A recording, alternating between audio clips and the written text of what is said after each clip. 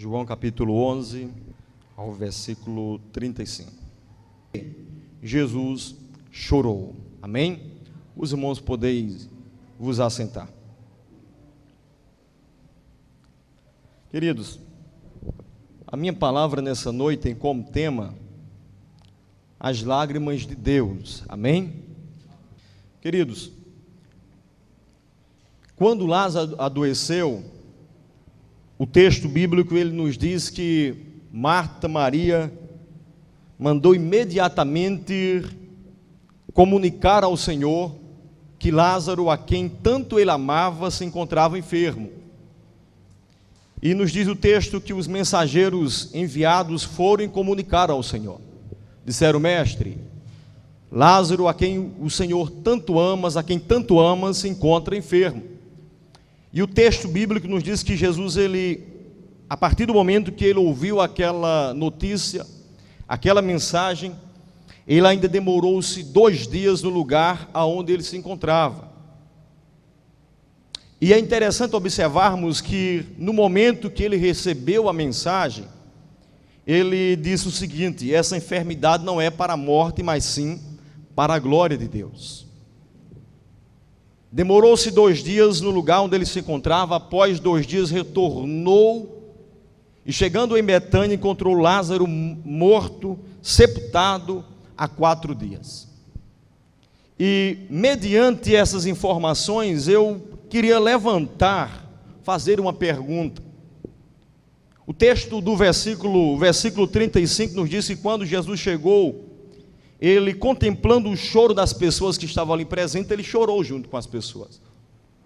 E a pergunta que eu faço é a seguinte: qual teria sido as razões que teria levado Jesus a chorar? Por qual motivo? Jesus, ele sabia que Lázaro estava doente, sabia que Lázaro iria morrer, mas também sabia que Lázaro iria ressuscitar. Entre as pessoas ali presentes, ele era o único que sabia, que tinha essa certeza, que Lázaro iria ressuscitar. Então, ao encontrarmos no texto Maria chorando, Marta chorando, os judeus se lamentando junto com Maria e Marta, é natural de entendermos. Eles estavam lamentando a perca daquele amigo tão querido, daquele irmão tão querido. Mas por qual razão Jesus estava chorando? Se Jesus sabia que Lázaro iria ressuscitar, por que ele teria chorado? Será que as lágrimas do Senhor aqui eram lágrimas de um profissional? Será que o Senhor estava tentando maquiar uma situação?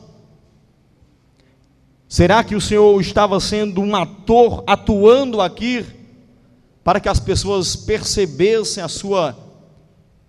que ele era uma pessoa emotiva? Qual seria o motivo, qual seria a razão que teria levado o Senhor a chorar? E para nós entendermos a razão dessas lágrimas, a razão desse choro, nós precisamos observar o versículo de número 33. E eu quero pedir a atenção de toda a igreja para que você compreenda o que eu quero transmitir. Para nós entendermos se essas lágrimas eram lágrimas sinceras e verdadeiras ou lágrimas enganosas, nós precisamos analisar o versículo de número 33. O versículo nos diz o seguinte: Jesus, pois, quando viu chorar, e chorarem também os judeus que com ela vinha, comoveu-se, algumas traduções dizem, agitou-se em espírito e perturbou-se. Agitou-se em espírito e perturbou-se.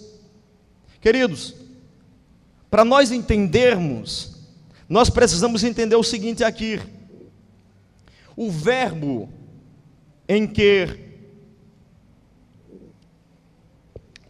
que é encontrado aqui, quando nos diz que Jesus ele agitou-se em espírito, é o mesmo verbo que é encontrado em Marcos capítulo 14, versículo 4 e 5, quando nos diz que os discípulos ficaram indignados com a mulher que é considerada pecadora, que eu entendo que era Maria de Betânia.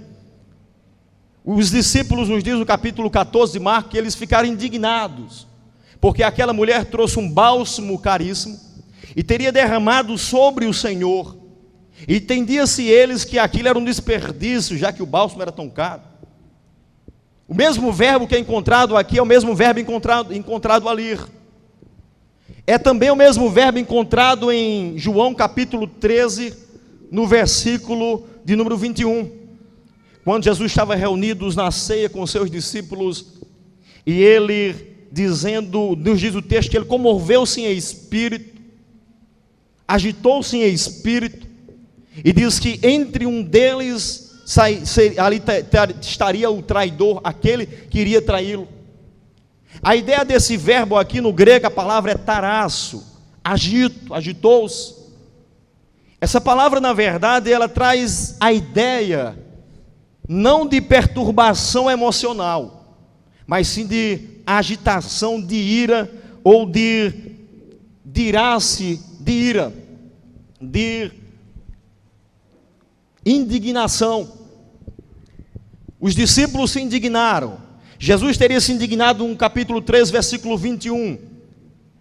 Mas a pergunta que nos vem aqui é o seguinte: se o verbo aqui não quer mostrar um agito emocional, mas sim uma indignação, uma ira, qual seria a razão?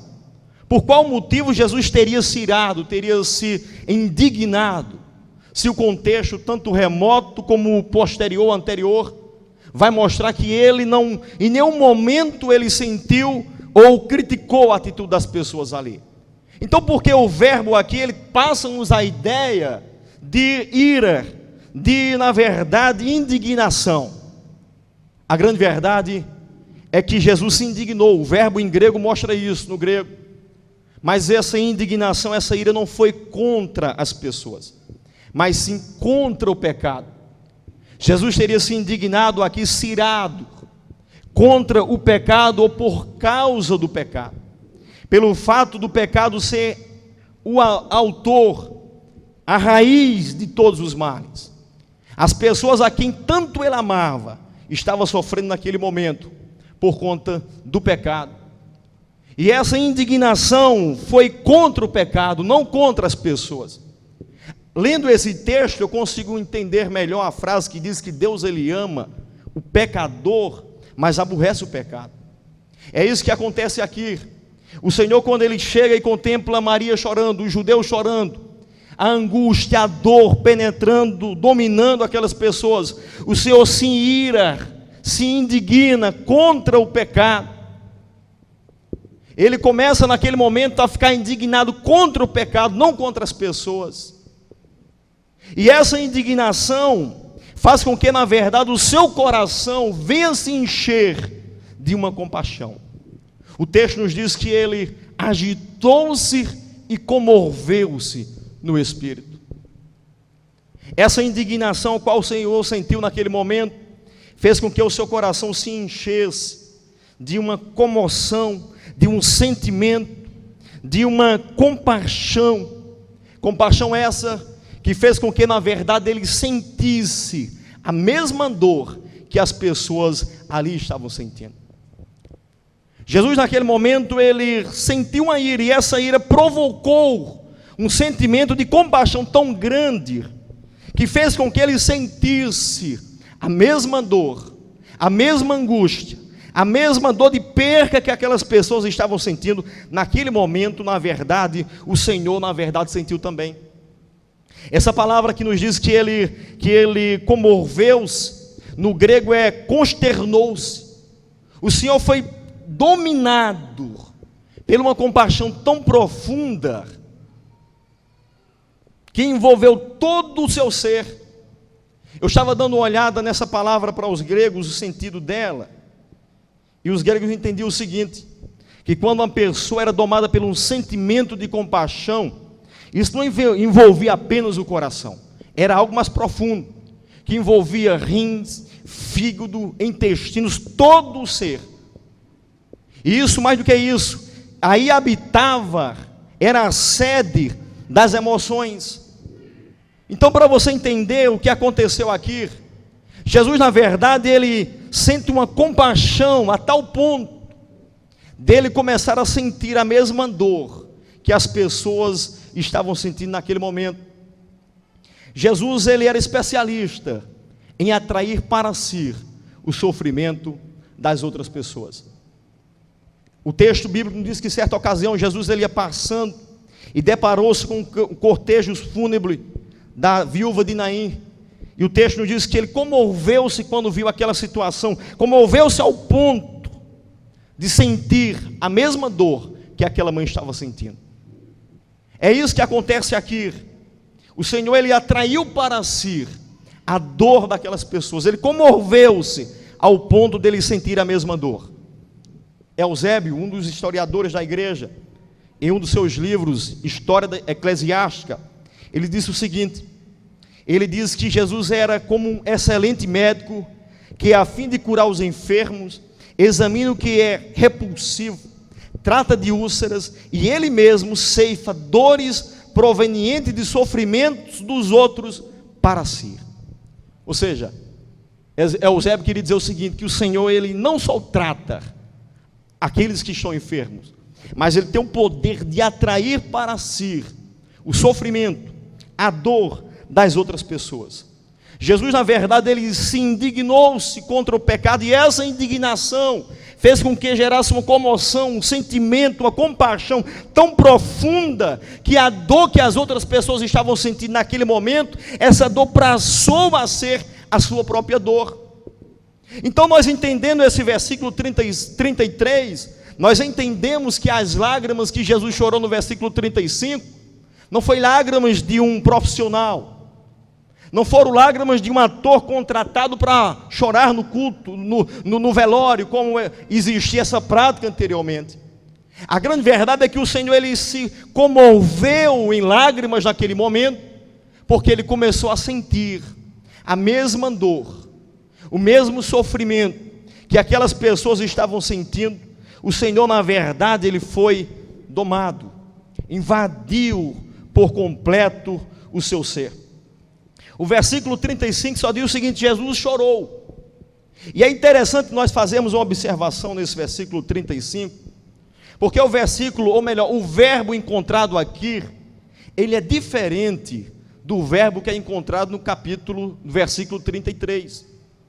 O verbo que é encontrado no versículo 33 para dizer que Maria chorou, que os judeus choravam, é o claio.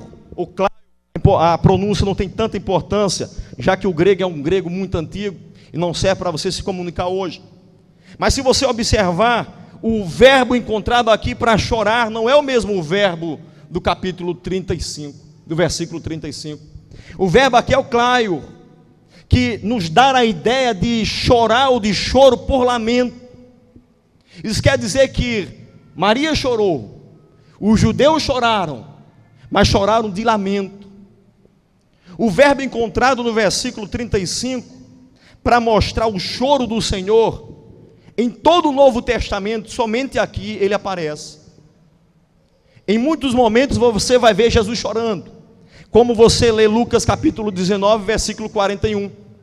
A Bíblia diz que Jesus, ele estava diante de Jerusalém e chorou, pelo fato pela nação de Israel. O verbo encontrado no capítulo 19, 41, é o mesmo verbo do versículo 33, o craio.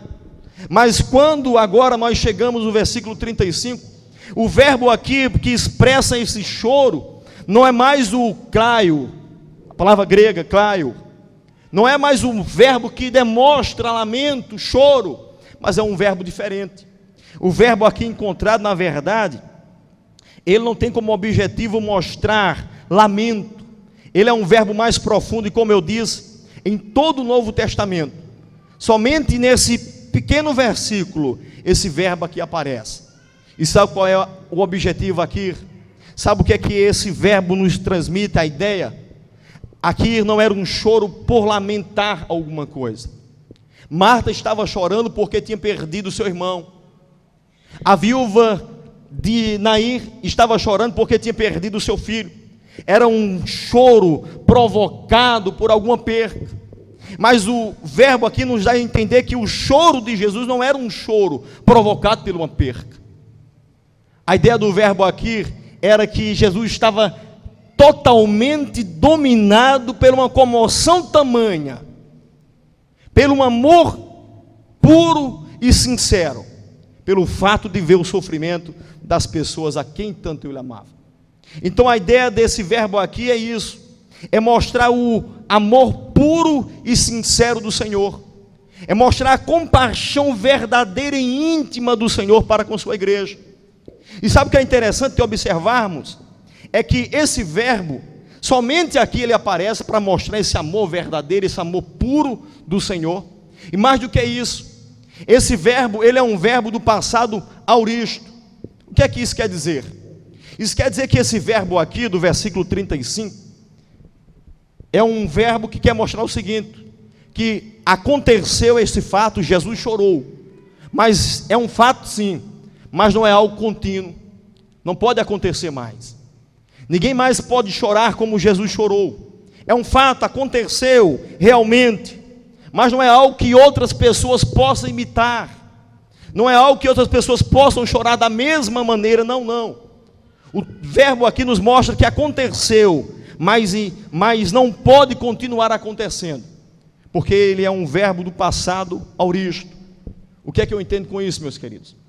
Eu entendo que esse fato não pode ser repetido, porque ninguém tem as lágrimas que foram derramadas aqui. Observe que os judeus, eles lamentaram, eles choraram junto com Maria, mas as lágrimas derramadas por eles não eram as mesmas lágrimas derramadas aqui no versículo 35. As lágrimas dos judeus eram uma lágrima de lamento, de dor, de perca, mas a lágrima do versículo 35 era uma lágrima diferenciada. O choro que o Senhor sentiu foi um choro pelo fato dele estar sofrendo, dele estar na verdade sentindo as mesmas dores que seus filhos estavam sentindo. A ideia aqui é de mostrar um longânimo amor, o amor mais puro e verdadeiro do seu Deus para com seus filhos. Interessante é que na metodologia dos gregos, na concepção dos gregos, os deuses deles não tinham simpatia, não tinha apatia, tinha empatia. Na concepção dos gregos, os deuses deles não podiam sentir emoções, mas o nosso Deus não. O nosso Deus é diferente do Deus dos gregos. O nosso Deus, ele chora quando vê os seus filhos chorar. O nosso Deus, ele se comove quando ele vê o seu filho, sua filha passando por uma situação difícil.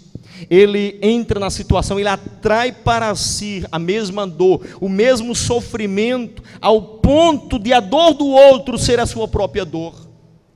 É isso que esse texto nos mostra, que o verbo aqui quer nos mostrar. E é interessante isso, que é um fato que aconteceu, mas que não pode ser repetido. Ninguém pode chorar como Jesus chorou. Ninguém pode derramar, ter esse mesmo sentimento, porque o amor ágape pertence a Deus. Os judeus, por mais que amassem a Maria, a Marta, não poderiam chorar com o amor que o Senhor chorou, não poderia derramar as lágrimas que o Senhor derramou aqui. As suas lágrimas eram mais sinceras e profundas. O Senhor estava sentindo a íntima empatia, simpatia, apatia pelas pessoas que estavam ali presentes. E sabe o que essa história toda me ensina, irmãos? Eu aprendo 3 verdades aqui dentro extraordinárias, sabendo que somente o Senhor poderia chorar essas lágrimas, que ninguém mais pode sentir esse amor que Ele sente, que Ele sentiu. Eu entendo, e preste atenção, que ninguém pode sentir as tuas dores como Deus pode sentir. Ninguém pode sentir, irmãos, as tuas dores como o Senhor pode sentir. Ninguém pode compreender você como Deus é capaz de te compreender. Ninguém tem a capacidade de te amar como Deus tem a capacidade de amar. É isso que esse texto nos ensina, que o Senhor, Ele tem essa capacidade. Ele nos ama como ninguém pode nos amar. Ele nos compreende como ninguém pode nos compreender. Ele sente as nossas dores da mesma forma a qual nós sentimos. Somente Ele pode sentir o que nós sentimos, mais ninguém. Por mais que você tenha amigos, por mais que você tenha pessoas que gostem de você, nos momentos de sofrimento, nos momentos de dor, aquela pessoa pode até se comover, como os judeus se comoveram pelo choro de Maria, mas elas não vão sentir a mesma dor que você está sentindo. Mas o teu Senhor, o teu Deus, Ele sente ao ponto das lágrimas ser derramadas junto com você. É isso que esse texto nos mostra tão profundamente, que o Senhor, na verdade, Ele consegue sentir as dores que nós sentimos, Ele consegue vivenciar o que nós vivenciamos. Hebreus capítulo 4, versículo 15, o texto nos diz que o Senhor, Ele é o nosso sacerdote, que Ele tem uma compreensão tão grande de nos compreender, porque tudo que nós passamos, Ele passou, e nas áreas às quais nós fomos tentados, Ele também foi tentado. Hebreus capítulo 4, versículo 15, nos mostra que o Senhor é poderoso para nos compreender, para nos entender, para sentir o que nós sentimos. Nós não servimos a um Deus transcendente, que está lá do outro lado da terra, nos olhando à distância, como algumas crenças religiosas acreditam, que Deus fez o mundo e largou por si só. Eu consigo entender a partir desse texto, que nós temos um Deus que é muito mais presente do que nós possamos imaginar. Deus, Ele está tão presente nas nossas vidas, nos nossos dias, ao ponto de, quando você está triste, Deus se entristece com você. Quando você sofre, Deus, Ele sofre com você. Quando você é traído, Deus é traído junto com você. Ele sente a mesma dor. É isso que esse verso quer nos mostrar. Em todo o Novo Testamento, somente aqui o verbo é diferente. Somente aqui você vai encontrar um verbo diferenciado. Nos outros textos que mostram que Jesus chorou, o verbo vai ser o mesmo, Caio. Mas aqui não. Aqui é um verbo diferenciado. É um verbo que está no passado aorista, que diz que somente Ele, ninguém mais pode repetir esse feito. Ele tem o poder, Ele tem a capacidade de sentir o que nós sentimos. E sabe o que é interessante, irmãos? É que o nosso Deus não somente Ele sente o que nós sentimos, Ele não somente sofre conosco, mas Ele consegue acabar, colocar um ponto final nos nossos sofrimentos. Ele é poderoso de sentir a nossa dor, e mais do que isso, Ele é poderoso ao ponto de colocar um ponto final no nosso sofrimento. O versículo diz que Ele chorou. Jesus pergunta onde sepultaram Lázaro. Levaram Jesus até o túmulo. Ele chora, ele sente, ele compartilha, ele sente a mesma empatia, a mesma simpatia que as pessoas estavam sentindo ali. Mas mais do que isso, ele não só compartilhou, não somente atraiu para si aquela dor, mas ele coloca um ponto final no sofrimento de Marta, de Maria e das pessoas que ali estavam presentes. Ele olha e ora a Deus e diz: Lázaro, sai para fora. E o choro cessa. Aqueles que estavam chorando param de chorar. Aqueles que há 4 dias estavam se derretendo de lágrimas, começam agora a se alegrar. E o texto diz que o nome do Senhor é exaltado, é glorificado. As pessoas começam agora a bendizer, a engrandecer, enaltecer o nome do Senhor. Você não serve a um Deus que está distante de você. Você serve a um Deus que sente as tuas dores, que te ama como ninguém pode te amar.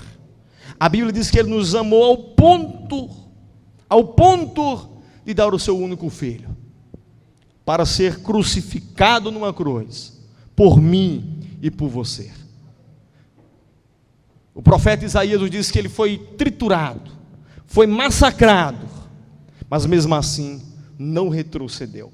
Como uma ovelha muda, foi Ele ao matadouro, para ser entregue, para ser sacrificado, para ser crucificado, por minha vida e por tua vida. Ninguém tem mais amor do que esse Deus. Lembro-me uma frase que eu li, ou ouvi, não me lembro, faz muito tempo, que dizia que se nós pegássemos todas as árvores dos bosques, e transformássemos em papel, E se o oceano se transformasse em tinta, mesmo assim não era suficiente para escrever, para relatar o grande amor de Deus por minha vida e por tua vida. O Senhor sentiu a mesma simpatia, a mesma dor, e não somente isso, Ele colocou um ponto final. Ele colocou um ponto final na dor, na angústia, no sofrimento daquelas pessoas que estavam ali presentes, porque Ele se importou, Ele sentiu aquela mesma dor. É por isso que o Senhor não nos abandona, não nos deixa só. Por mais que determinadas situações dê a entender que Deus não está presente, Ele está, meu irmão. Por mais que a situação seja dolorosa, Ele está com você. Não é à toa que Ele diz que se nós passássemos pela água, Ele passaria conosco. Se nós passássemos pelas chamas, elas não iriam arder em nós. Sabe por quê? Porque Ele não nos deixa um minuto, um segundo, um momento sequer. Ele está presente todos os momentos nas nossas vidas. Então aprenda isso. As lágrimas que derramaram aqui, as lágrimas que correram pelo rosto do Senhor, não foram lágrimas de um falsário, não foram as lágrimas de um ator, não foram as lágrimas de um profissional contratado para chorar no velório. Não. As lágrimas que nós encontramos no versículo 35 eram as lágrimas de um Deus que abandonou o seu trono de glória, mesmo sendo igual a Deus, não usurpou disso, abandonou o seu trono de glória, assumiu uma forma humana e começou a sentir as mesmas dores, os mesmos sofrimentos. As lágrimas que acontecem aqui não eram lágrimas de um falsário, mas eram de um Deus de amor, chorando porque estava sentindo as dores de seus filhos, a quem tanto Ele amava. Essa razão foi a razão que levou o Senhor a chorar. Não foi o calor da emoção, não foi porque os outros estavam chorando, não. Era porque Ele estava sentindo a mesma dor, o mesmo sofrimento que os seus filhos amados estavam sentindo naquele momento. Então, minha irmã, meu irmão, não pense que Deus te deixou, que Deus não se importa com você. Lembre-se dessa verdade. Quando você entra no seu quarto para chorar, para orar, para lamentar, Senhor, tem sido grande a dor, saiba que o Senhor está dizendo: eu estou sentindo a mesma dor. Só que às vezes, mesmo tendo esse conhecimento, às vezes nós oramos e dizemos: Senhor, o Senhor não se importa. Se nós pudéssemos ouvir Deus de uma forma clara e mais compreensível, você vai ver Deus dizer: meu filho, eu me importo, você não está vendo que eu estou chorando também junto com você? Agora aguardo o meu tempo, a minha hora, porque no momento certo, na hora certa, o milagre vai acontecer, e o tempo de chorar vai acabar, e o tempo de cantar vai chegar. É isso que acontece aqui nesse texto. Eles choraram perante 4 dias, e esses 4 dias o Senhor chorou junto com eles. Mas no momento certo, na hora exata, o Senhor se levanta do trono todo-poderoso e diz: Lázaro, saia para fora. E aqueles que choravam voltaram para casa rindo e dizendo: o meu Deus é um Deus todo-poderoso. Aprenda isso.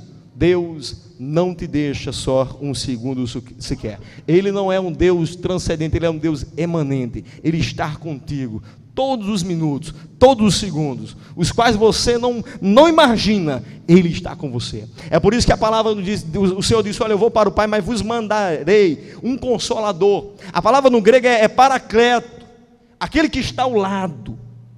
O Senhor não se aparta de você um segundo sequer. Se você está no seu carro, Ele está com você. Se você está orando, Ele está junto com você. Se você está no trabalho, Ele está com você. É o paracleto, é o enviado de Deus para estar conosco todos os segundos das nossas vidas, chorando e rindo conosco em todas e em quaisquer que seja as situações das nossas vidas. Deus é Deus presente no meio de sua igreja. Que essa palavra possa dominar o teu coração, e que você se lembre dessas 3 verdades que eu disse. Ninguém sente as tuas dores como Deus. Ninguém pode te compreender como Deus te compreende. E ninguém te ama como Deus te ama, porque Ele é Deus que está presente. Que Deus nos abençoe. Paulinho, se coloque em pé nesse momento. Nós iremos louvar um hino. O hino, acho que ele tem muito a ver com o que eu falei, que é o hino que Paulinho louvou no início. Se você conhecer esse hino, você louve. A igreja fica em pé, por gentileza.